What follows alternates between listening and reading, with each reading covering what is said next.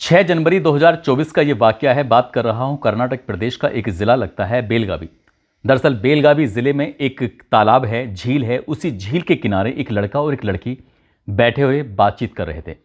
इसी बीच में एक लड़का उनके पास आता है, उनसे पूछता है कि यहाँ क्यों बैठे हो। वो दोनों लड़का लड़की कह देते हैं कि बैठे हैं, तुझे इस बात से क्या मतलब।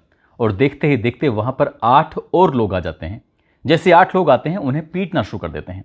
खूब मारा जाता है, पीटा जाता है, उन्हें घसीटते हुए खींचते हुए कमरे की तरफ लेके जाते हैं और वहाँ ले जाने के बाद उन्हें पीटना शुरू कर देते हैं। लड़का लड़की बार बार एक ही बात पूछ रहे थे कि हमारा कसूर क्या है, हमें तुम मार क्यों रहे हो। देखते देखते वहाँ संख्या अब 14 हो जाती है। 14 लोग उन्हें पीटते हैं, बारी बारी से पीट रहे थे। लगभग 2 घंटे तक उनकी पिटाई करते हैं। खूब जब पीट लेते हैं तब उनके आई कार्ड वगैरह चेक किए जाते हैं और आई कार्ड से पता चलता है जिस वजह से पीट रहे थे वो तो वजह थी ही नहीं। दरअसल उन्हें समझा जा रहा था कि जो लड़का है वो हिंदू है और लड़की मुस्लिम है। ये हिंदू और मुस्लिम दोनों आपस में बैठे हुए हैं तालाब के किनारे और प्यार की पीके बढ़ा रहे थे। जबकि जब उन दोनों से पूछा जाता है, अलग अलग बातचीत की जाती है, तो दोनों एक ही बात कहते हैं कि दरअसल वो चचेरे भाई बहन हैं। एक योजना है युवा निधि योजना, उसमें वो आवेदन करने के लिए गए थे, लेकिन वहाँ पर बहुत ज़्यादा भीड़ थी, इसलिए मजबूरी में वो जाकर झील के किनारे बैठ जाते हैं और वहाँ पर बातचीत कर रहे थे। उन्हें हिंदू और मुस्लिम समझकर जिस तरह से पीटा जाता है, मारा जाता है, ये घटना इस सोशल मीडिया पर वायरल हो जाती है। हालांकि पुलिस अपना काम कर रही है, उन आरोपियों को गिरफ्तार कर रही है, लेकिन इस तरह से पीटना ये कितनी भयानक, कितनी बुरी घटना है, आप सहज ही अंदाज़ा लगा सकते हैं। लेकिन बात अगर पिटाई तक हो तो ठीक है, कानून अपना काम करेगा। लेकिन अगली घटना, अगली कहानी जो मैं आपको सुनाने जा रहा हूँ, इस कहानी को सुनने के बाद शायद आपके भी रोंगटे खड़े हो जाएंगे, सोचने पर मजबूर हो जाएंगे कि इन लोगों को जो छुट्टा घूमते रहते हैं, इन लोगों को आखिरकार किसने पीटने का, किसने मारने का अधिकार दे दिया है। मारपीट नहीं बल्कि इससे ज़्यादा भी कुछ करने का किसने अधिकार दे दिया है। आदाब, नमस्कार, सत श्री अकाल। मैं उस्मान सैफी। आज की जो सच्ची घटना मैं आपको सुनाने जा रहा हूँ, ये सच्ची घटना है कर्नाटक प्रदेश का एक ज़िला लगता है हावेरी। और हावेरी ज़िले का ये एक मजिस्ट्रेट होते हैं। मजिस्ट्रेट के सामने एक 20 साल की लड़की खड़ी हुई थी और लड़की अपना एक बयान लिखवा रही थी। दरअसल सीआरपीसी की धारा 164 के तहत बयान लिए जा रहे थे। जब बयान लिए जाते हैं तो लड़की बताती है कि 7 जनवरी 2024 का ये वाकया है। 1 बजे के आसपास का वाकया है।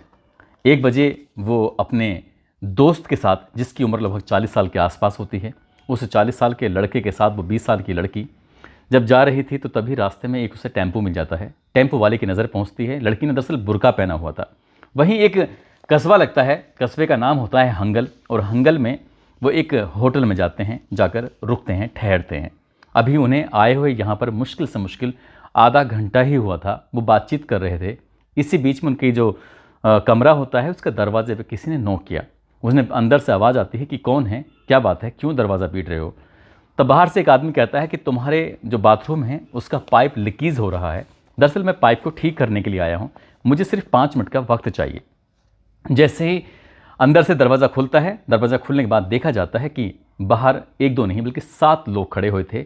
वहाँ कोई पाइप ख़राब नहीं था और वो सीधा अंदर जाते हैं। और जैसे लड़की ने पूछा कि तुम कौन हो, तो उन्हीं लड़कों में से एक लड़के ने उस लड़की को इतनी ज़ोर का थप्पड़ मारा, एक थप्पड़ में वो लड़की ज़मीन पर गिर जाती है।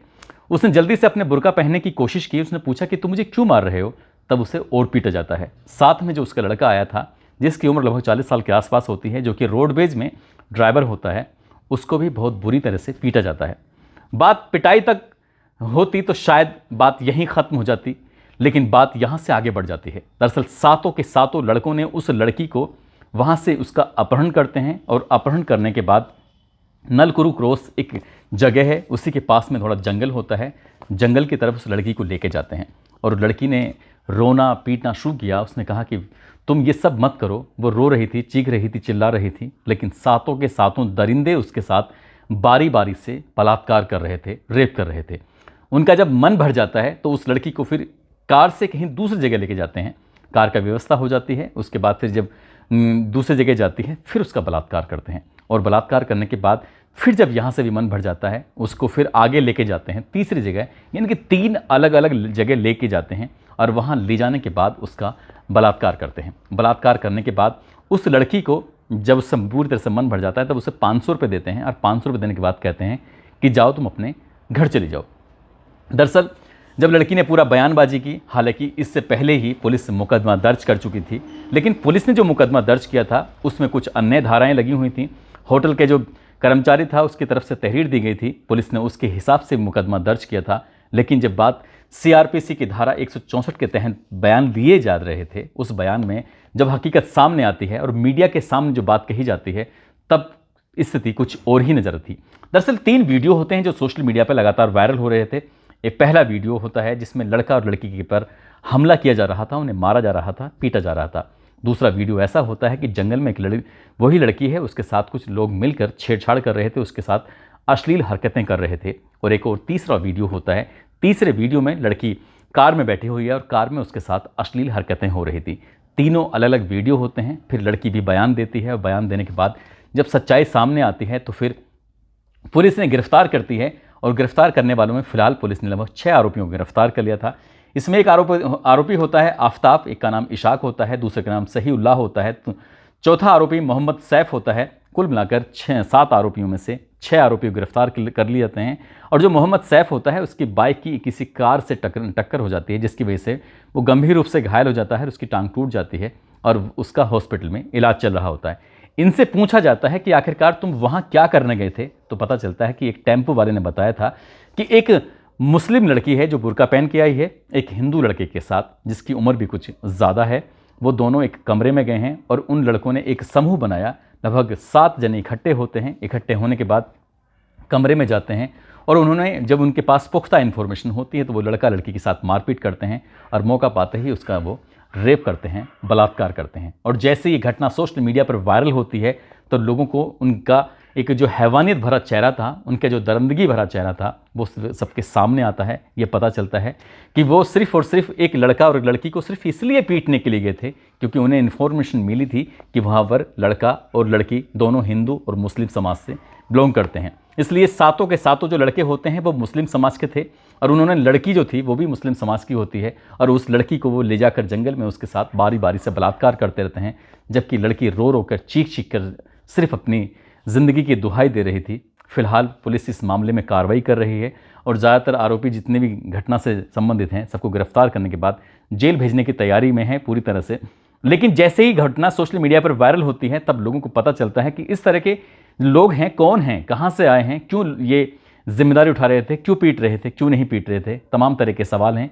सरकार भी जानना चाहती है, विपक्ष भी जानना चाहता है और जहाँ जहाँ तक ये खबर पहुँच रही है वहाँ के लोग भी ये जानना चाहते हैं कि आखिरकार ये थे कौन जिन्होंने ये जिम्मेदारी उठाई कि हम इस लड़की की हिफाजत करेंगे।